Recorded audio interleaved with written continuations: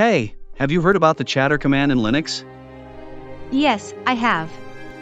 It's a powerful tool for modifying file attributes and enhancing file security. That's right.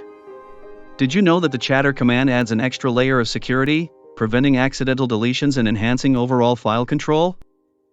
Absolutely. The chattr command is designed for administrators and root users to change file attributes on a Linux file system. What's the basic syntax for chattr?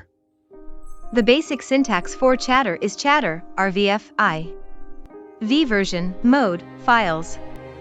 You can customize the command with various options and modes. Interesting. Can you give me some practical examples of chattr usage? Sure. You can make a file read-only to prevent modifications with chattr plus ifile_name. To remove the read-only protection, use chattr ifile_name. That's helpful. What about restricting write access? You can make a file unable to be opened for writing but allow appending with chattr plus ifile_name. To remove the write restriction, use chattr ifile_name. Got it. How can I check current attributes? You can check current attributes with chattr_file_name/folder_name. It's useful for understanding applied modes, especially in directories. Is there a way to apply chattr recursively to all files in a folder?